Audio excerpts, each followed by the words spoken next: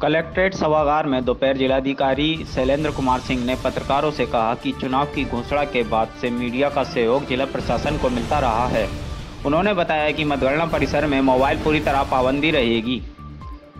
कुछ अधिकारियों के पास मोबाइल जरूर रहेंगे। उन्होंने बताया कि प्रत्येक क्षेत्र में मतगणना के लिए 14 टेबल हैं और बूथों के मुताबिक गिनती के चरण होंगे।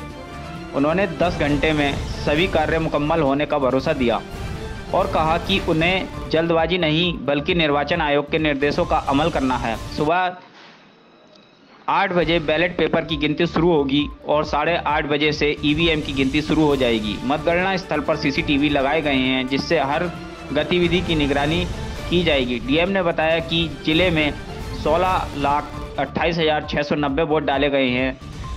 अभी तक 7,105 पोस्टल बैलेट मिल चुके हैं। जिले में कड़ी सुरक्षा, शरारती तत्वों पर नज़र रखी गई।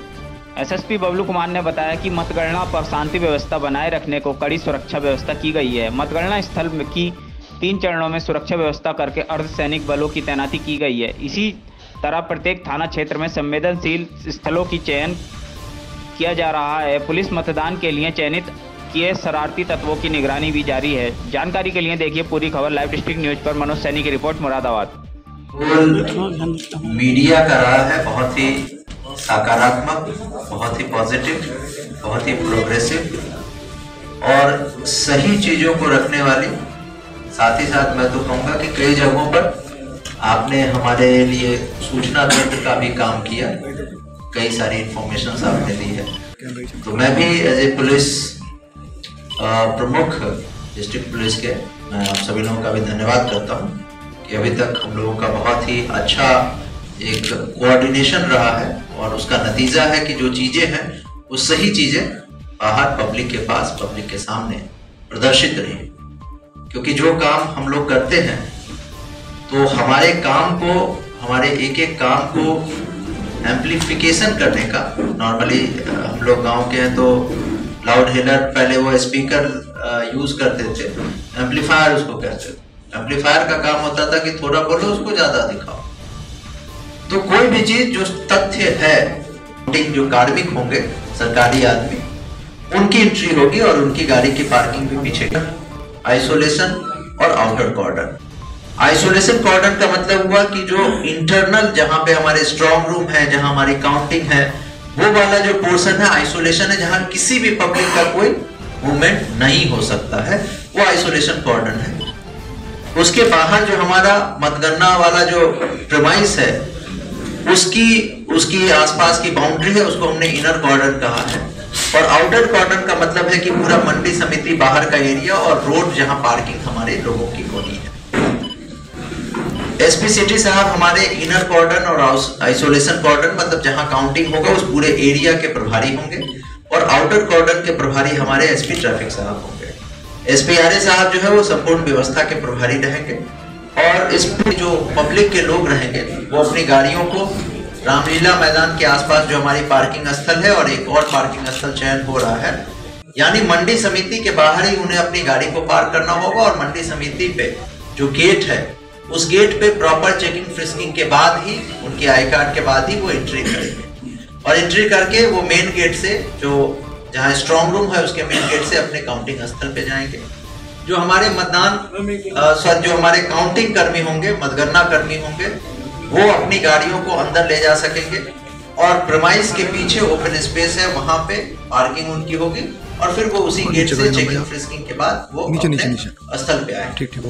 जहां तक रही बात की मीडिया कर्मी की, आप सभी लोगों को मैं समझता हूं कि जैसा हम लोगों ने पिछली बार हमारे डीआईओ साहब ने बहुत ही अच्छे ढंग से आप लोगों को आई कार्ड उपलब्ध कराया था। सभी को मिल गया था? ठीक, सभी को मिला था पिछली बार? जी राइट। वो आई कार्ड ही आपका पास होगा और उस आई कार्ड के आधार पर आप लोग जो है अपने वहां तक पहुंच सकेंगे।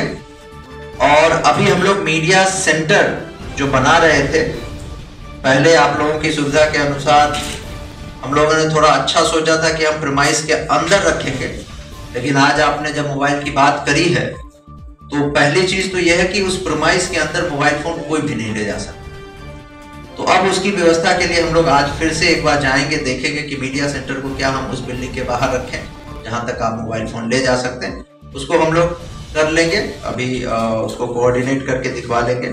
आपके व्हीकल की भी जो समस्या उसको भी आज डिस्कस करके रिजॉल्व करा दिया जाएगा। मोस्ट प्रोबेबली मतलब if we will not allow you inside the mandi, अगर हम आपको मंडी में अंदर नहीं अलाउ करेंगे तो जहां पब्लिक की जनरल पब्लिक की पार्किंग होगी वहां तक तो आपको अलाउ किया जाएगा, तो उसकी कोई दिक्कत आपको नहीं रहेगी। और उसको हम लोग आज इन दोनों चीज को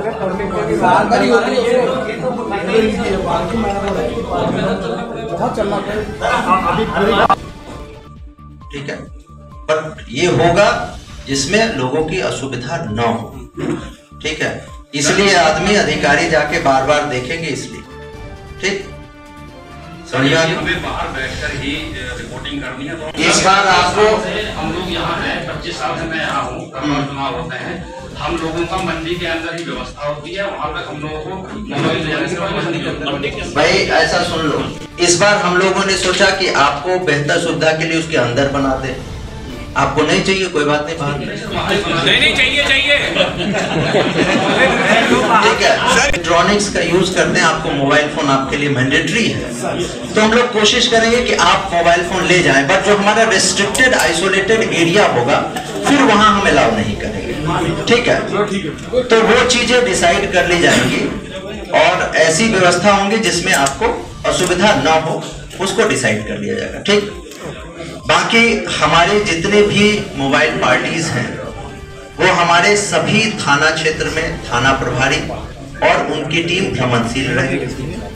दो चीजें बहुत महत्वपूर्ण है कि यहाँ जो रिजल्ट आएंगे उसके हिसाब से थाना क्षेत्र की संवेदनशीलता अलग अलग होंगी।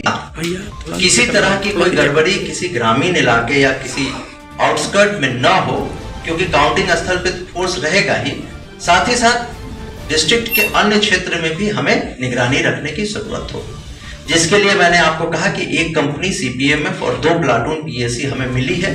साथ ही साथ अपने जिले का बहुत सारा फोर्स होगा जिसकी हम लोग क्लस्टर मोबाइल बनाकर उसकी निगरानी के लिए प्रयास कर रहे हैं।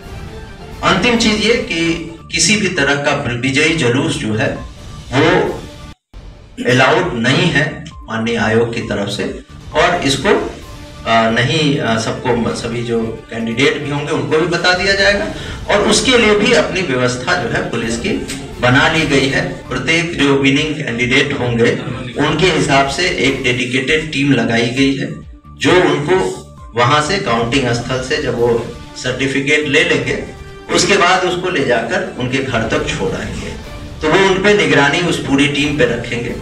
ओके, ऐसे में क्या तैयारियां हैं प्रशासन? देखिए, मतगणना के लिए तैयारी चल रहा है। ईवीएम मशीनों को काउंट करने के लिए हर जिले में हाथ बनाए गए और एक साथ एक राउंड में हमारी 14 अधिक राउंड मुरादाबाद नगर विधानसभा जो है वहाँ पर 41 राउंड होगा। बाकी सभी विधानसभाओं में 31-32 राउंड के आसपास होंगे। मुरादाबाद नगर की जो मतगणना है देर तक चलेगी, बाकी मतगणना समाप्त हो जाएगी। इसके अलावा जो पोस्टल बैलेट है ठीक 8 बजे हो जाएगी और हम उम्मीद करते हैं कि 6 घंटे में पोस्टल बैलेट कंप्लीट हो जाएगा। 8:30 बजे से हमारी ईवीएम मशीन है उसको भी साइड बाई साइड करना शुरू हो जाएगी। हर राउंड के बाद हम लोग उसका ऐलान करके डिक्लेयर करते जाएंगे और मीडिया को वहाँ जो उपस्थित हो उनको भी हर राउंड का हम रिपोर्ट करते रहेंगे। उसके अलावा जो हमारा भारत निर्वाचन आयोग का पोर्टल है उस पर भी हर राउंड का परिणाम दिखाता जाते हैं। वहाँ पर सुरक्षा व्यवस्था की गई। कर्मचारियों का ऑलरेडी एक प्रशिक्षण हमारा पूरा हो चुका है, दूसरा प्रशिक्षण ट्रेनिंग अभी कर्मचारियों को ये नहीं अधिकारियों को बताया गया है कि उन्होंने कहाँ लगेगी, वो 24 घंटे पहले नहीं बताया जा सकता है। और माननीय प्रेक्षक महोदय की अध्यक्षता में मैं उनको मिलाकर के जो हमारे लगभग 7,08,000 बड़े हैं, जो टोटल वोटर्स 24 लाख के करीब हमारे इसका 67.3% है, जिसमें पोस्टल बैलेट शामिल है। कई सालों की लगभग 10 घंटे कंप्लीट कर लेंगे और मीडिया के लिए भी वहाँ व्यवस्था की जा रही है। लेटेस्ट खबरों के लिए यूं ही देखते रहिए लाइव डिस्ट्रिक्ट न्यूज। और इस वीडियो के पसंद आने पर लाइक, शेयर और सब्सक्राइब